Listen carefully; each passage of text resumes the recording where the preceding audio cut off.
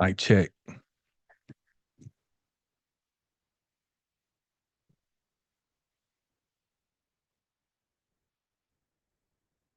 1 2 1 2. Mic check. Mic check.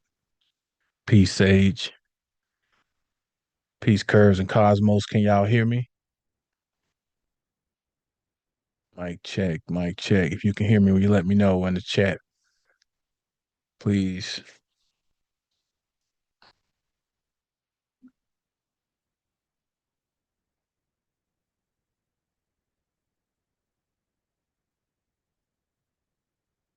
One two 1 2 1 2. All right, good. Thank you. Thank you.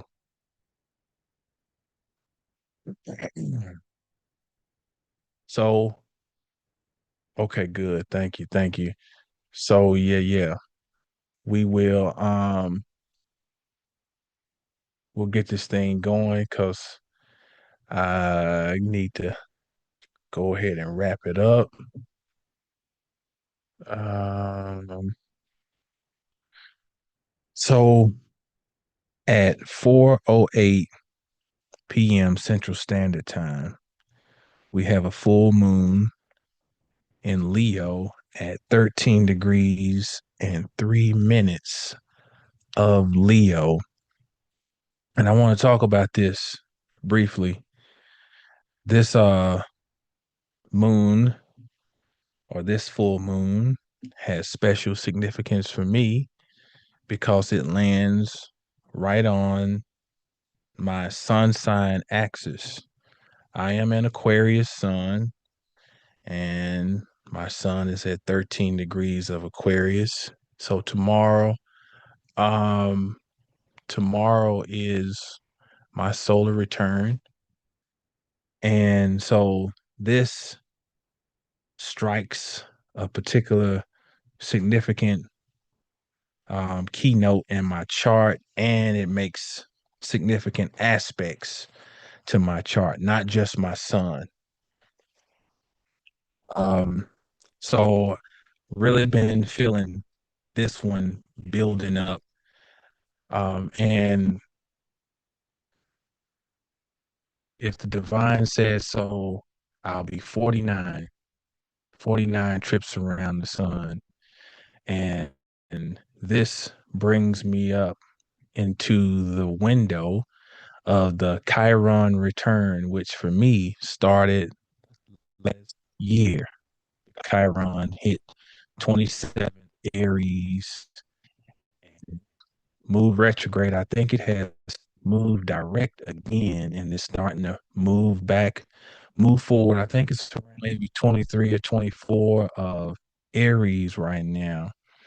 And so it will be hitting that point again. Then it will move retrograde again. And then we'll have a final wave. So, like the outer planets, that three-wave action. So this is a significant uh thank you, Curves. This is a significant moment for several reasons for me and for my generation. Um, but I'm gonna come back. I got a series of videos. I got to get them done. And Chiron I got to do this Chiron, and I might have to do it later tonight. I gotta get this one out. Then I have another video I gotta do. But I want to briefly talk about this full moon, and I'm calling it the celebrity moon. And those of you who study astrology, I'm sure you already know why I call it the celebrity moon, because Leo is the sign that we associate with icons and celebrities. And one of the things about the moon in Leo, given that the moon represents what we need, the moon in Leo represents a need for attention. If you know anybody has their moon in Leo, it is something that they very much need. And it doesn't mean that it's something negative about them, but they need attention. And like my wife said, the three A's, what she was saying, all women, when she was making this point, need attention, affection, and appreciation. And I think that the Leo moon summarizes that, you know, attention, appreciation, and affection. And it's interesting that even in medical astrology that um, the sun, which rules Leo, is associated with vitamin A. There's that A again. Um, and and vitamin A, if we're going to keep going down that road, vitamin A has a significant influence on our vision. And when something is being paid attention to or someone, then it means they are seen. And the Leo moon puts emphasis on, are we seen? And then naturally it puts emphasis on, well, how are we seen? And how are we seeking attention? What are we doing to get attention? Is it healthy? Is it, does it represent vitality, the sun, or is it toxic?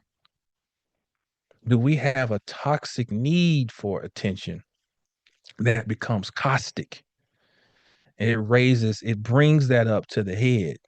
Um, Now, one thing that's significant too, also about the Leo moon is that the Leo full moon is that it is reflecting its dispositor from its place of exile.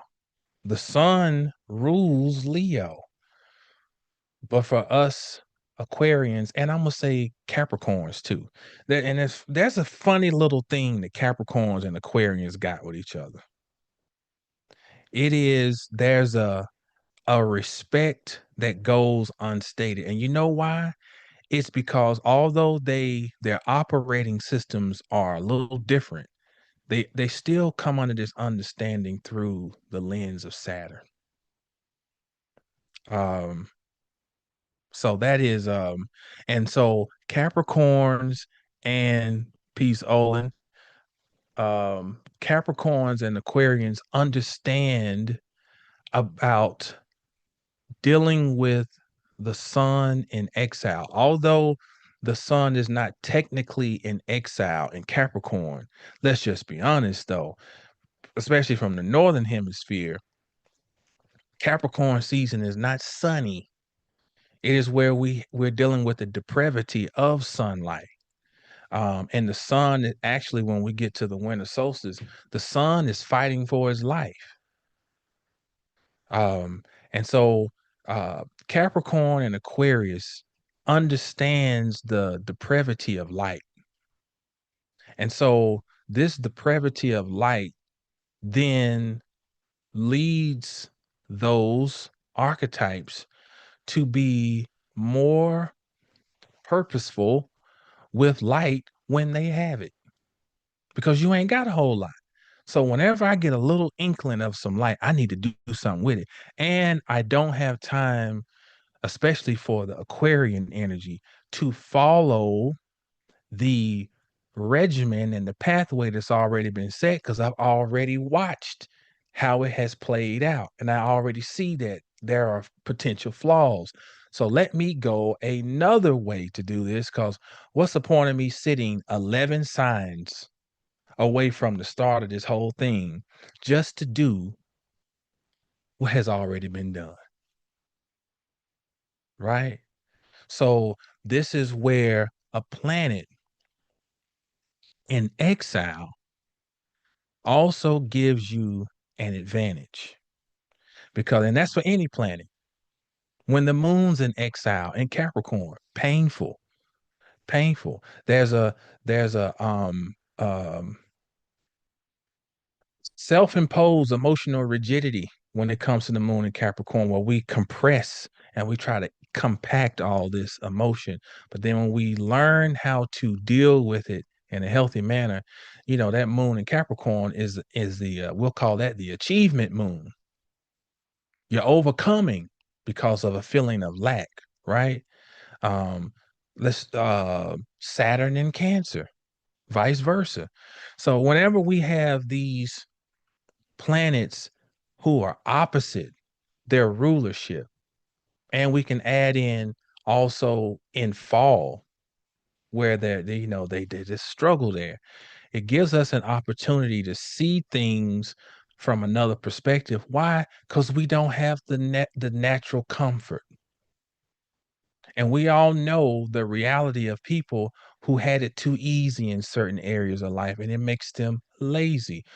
Astrology 101. Trines in a chart can be where we are the laziest as far as the energy in the related to those areas because they come so easy. And so then we don't feel like we don't have to put effort. And that's why hard aspects to any of those points can be what really initiates the gift. We know that Jupiter and Venus overdone creates slothiness or however you say it. In other words, laziness, complacency, overindulgence, because stuff is coming. If you don't have to work for your food, you take it for granted. You just sit and stuff your face because it comes to you too easy. So the exiled planet is you get to see things from another perspective. And so with the moon in Leo reflecting the sun, how well have we been able to see outside the box? How have we been able to reimagine um self-expression? How have we been able to take another approach to attention as an institution? Attention as an institution. In other words, do I go about the seeking of attention like a child? Or am I selective about how I am attended to, how I am seen? Because the attention has the word tension in it, and tension means focused. So, how am I bringing focalized light to me? That's what Aquarius gives a chance to do. Because Leo is going to be seen regardless, but Aquarius, it does not have that natural comfort. So they have the chance to even step outside and analyze attention as an institution. Like, how do we go about getting it? Am I just acting like another monkey, dancing and gyrating, doing what everybody else is doing? At least they looking at me. See, that's what this energy gives us a chance to. And we're analyzing ourselves because Leo represents our own ego. Aries is the ego as potential or emergence. Leo is the ego as a crystallization because Leo is a fixed sign. The ego as an operating system. We're examining that. We're examining the performative nature of humanity. We are examining our own creativity. We are examining individualism as an operating system because Leo is individualism because it is your particular light. But Aquarius is how is my light allowed to function in a society? How is it allowed to function in the public sphere without having to disregard or give up my light? Because don't let us not forget that Leo and Aquarius are on the same axis. They are one and the same. So as much as I can sit back and look at a Leo, like, look at this. I always got to be the center of attention. I'm just the same way. I just go about it differently. I am just as arrogant as a Leo. That's why we understand each other. We get it. We get it. Right? So, so we can't front. I can't front on that Leo energy, you know? I expect to be the center of attention. I just don't arrive at it the same way Leo does. Leo may come in the room dancing, bright ass colors, talking loud. Yo, I might come in and I'm going to be the center of attention, but I'm going to retract from everybody else. And you're going to see me because the other 90 people over there and one idiot is over there by himself. Just a different way of going about it.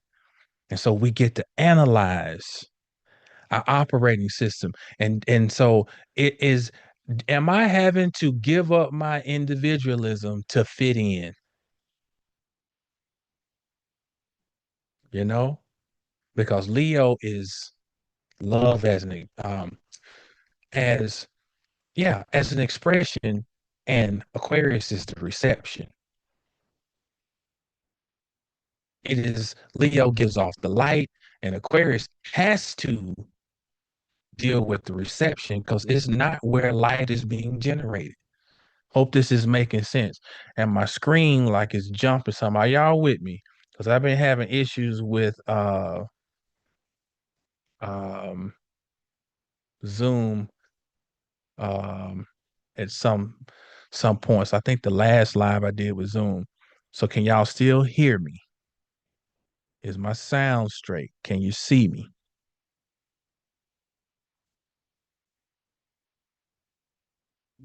Somebody put in the chat for me. Microphone checker. Am I still? Can you hear me?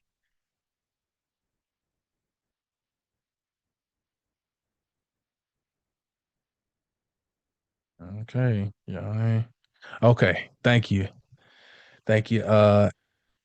ALs or owls. Okay. So y'all can hear me. That's good. The moon in Leo brings to head the need for attention. It brings to head matters with children, um, issues around confidence or lack thereof, for a way to secure the ego consciousness. Secure is a word that applies to fixed signs because when the fixed season emerges, it is where the energy that was initiated prior in the um, cardinal or angular season has now been fixed. And a lot of this has to deal with literally the temperatures in on the earth. There's the new season emerges at the angular or cardinal sign, and the temperature adjusts and is fixed. The actual season is fixed by temperature in the fixed sign. And so that denotes security. So Leo is the ego consciousness, the security of it, because it is somewhat crystallized into an operating system. So then when we create, we secure the ego because our creation lives on after us. When we have children, it secures the ego because our children live on after us. When we perform on the stage, it secures the ego because our stage persona lives on after us. When we experience joy, when we experience the um childlike wonder of play, that becomes an entity and it lives on. Joy is an entity. And when we're able to tap into it, it is it is not like joy and happiness are two different things. Happiness is fleeting, joy is secure, it's crystallized. And Leo deals with that. I'm hoping I'm making sense, not being too esoteric. Okay. Say it was a little choppy. Okay, we're gonna try to get through it for this thing start. Um, internet's been a little weird lately. So here's the thing about this. Another thing about this, and let's go and let's see if I can pull this off. If I can share my screen without any glitches. Mhm.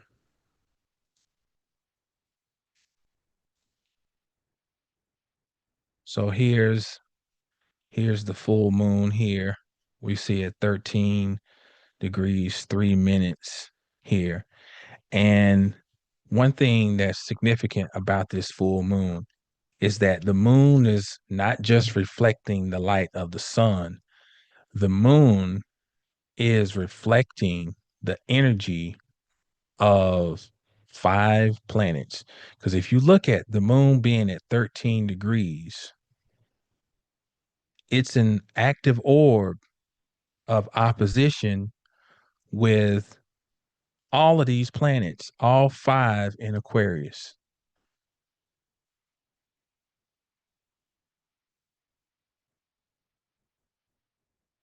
Because, let's say we're going to use a 9-degree orb, then all of them, um, we'll say be generous, 10, then that includes um, Pluto, Pluto, Mars, the Sun, Venus, Mercury.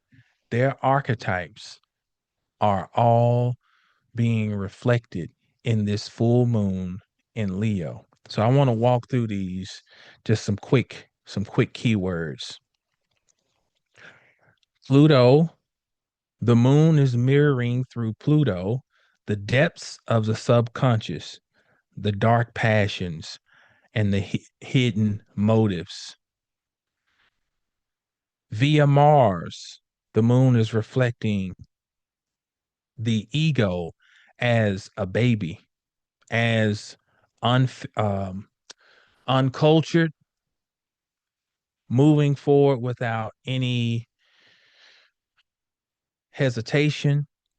It's also dealing with the passion, the aggression, the assertion, and that's all being reflected via Mars through the moon. Venus, attractiveness, magnetism, appetite, indulgence being reflected through the moon. Mercury, mental traffic, thoughts, communication, movement, period, being reflected through the moon. And so, if the moon's always where a full moon always represents where the waters swell on earth and the waters swell in our bodies. And the brain, that swelling can contribute to psychosis.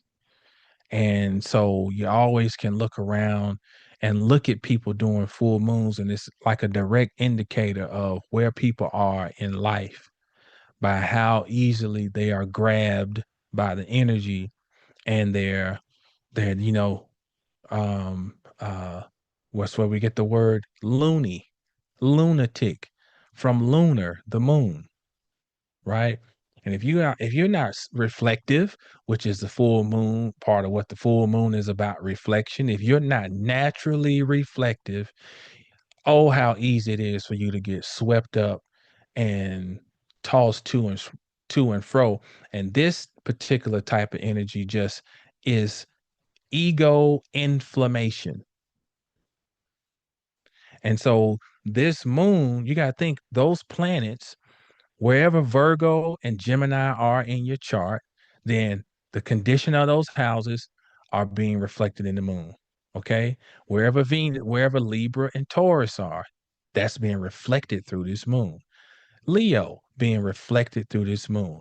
Scorpio and Aries being reflected through this moon. So this is a lot of your who you are in the different facets of life is kind of like it's showing up. And think about this energy collectively, right? And with Leo also being an energy of children, and the sad reality that most adults in this reality are children, are children, only can talk about childish things, only be concerned with childish things, will do anything for attention, need to be seen, performative. So the potential negatives of this can emerge. And on the flip side, though, it can be showing the work that has been done in these areas because it's a mirror. A full moon is always a mirror. And of course, this is leading up into the eclipse that's coming on the 17th. So we're starting to move slowly into that 2 week window where early here in the year, we are boom, moving into eclipse season. And this is, I'm trying to remember when is the North Node. I can't remember. Um, but Aquarius is where a lot of action is going on this year because the North Node is going to move into Aquarius. Um, Now, one thing, uh, peace, BK. Hey, happy belated solar return, good brother, my fellow Aquarian right there, BK trainer. What's up, Straight Panther? Um, yeah, man. The other thing I want to point out real quick about this, and it's always so many things that we can go, how many doors we can walk through. But let's look at especially these two, Venus and Mercury, because um of their by their degree, their placement, and the fact that Uranus in Taurus is in a T square to those. Now this is a very, very generous orb. And thankfully, this is not something that is um partile, meaning it's not a more active aspect. In other words, if we had Uranus at like 15, 14, 16, 18, somewhere in there, we would really be feeling this a lot more. But Uranus is still, the outer planets have a wide um, angular variance where we feel them. They're not like um, personal planets where when they we feel them more when they hit closer to those degrees and it's more acute. Well, this is like a wave when we have these outer planets, and Uranus is still finishing out that wave in Taurus, and so we're really feeling it the most in this square to Mercury because that's a 6 degree orb they have, and this definitely is degree of impatience that we are feeling.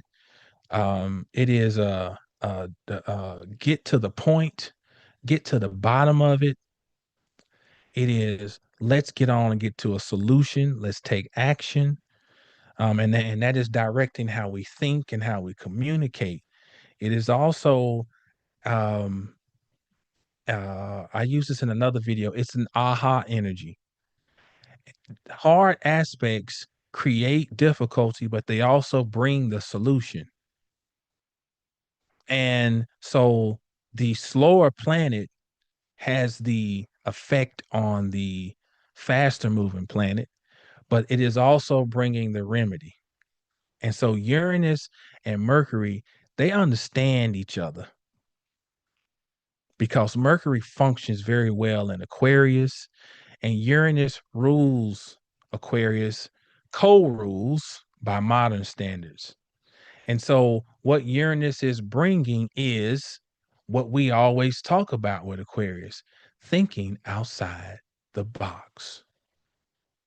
That is the remedy to the hard aspect. And remember this just in general about a T square, that when we have, and although this is not a very active orb but we're going to just say it anyway. When there's an opposition, you have a stalemate, right? And you have tension. What a square does to those 2 points of tension, and it's ironic that I use this word, but it's a mediator. You normally don't think of a square as mediating because mediation we think is bringing into a conflict. But that if we really think the absolute value of it, that's what the square is doing. It's mediating the tension between the two because now the focus has to shift somewhere else. And that creates motion. And this is what Arthur M. Young, how he used astrology to invent the Bell helicopter. The concept of the opposition and then the T square and then finishing off with the grand cross. Because when you add that mediator, it forces movement because previously there was a stalemate.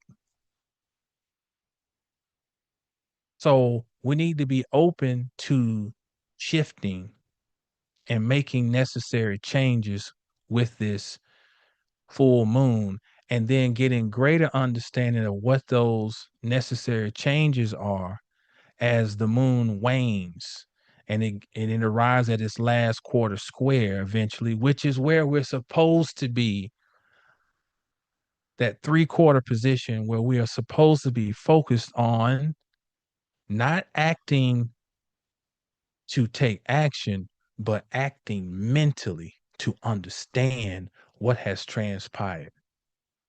And we're leading up to this by um, understanding that change is inevitable.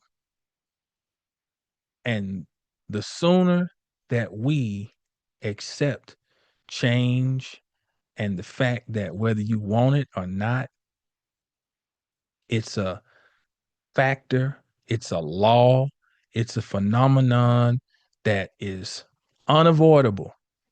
And that the sooner that we accept that and that we lean into it, the better off we'll be. Final thing about this full moon. Always remember this, that Leo is an energy that is associated with fruit.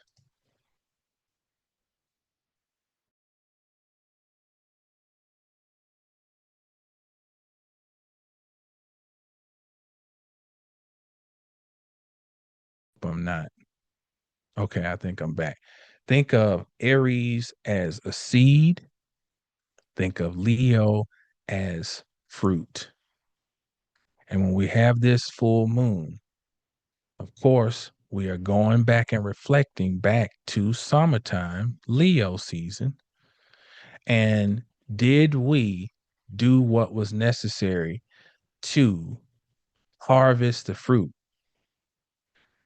Full moon is karmic. It's reflecting it's culminating the efforts at the new moon. Did we harvest?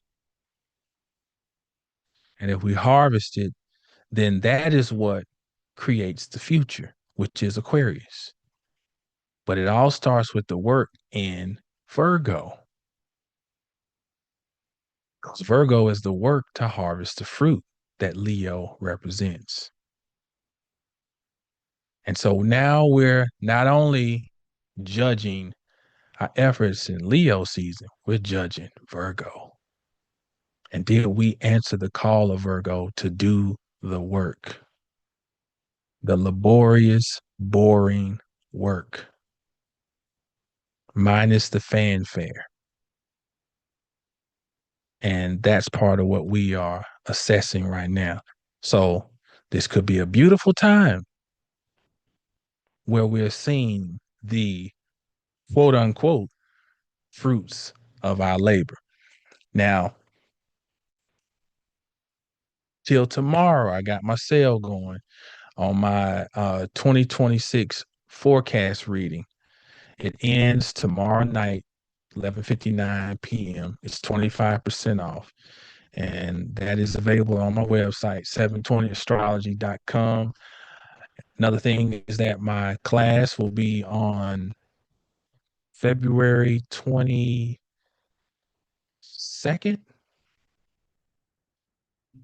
Damn, I can't even remember. It's the 22nd or the 20th, pardon me, the 20th.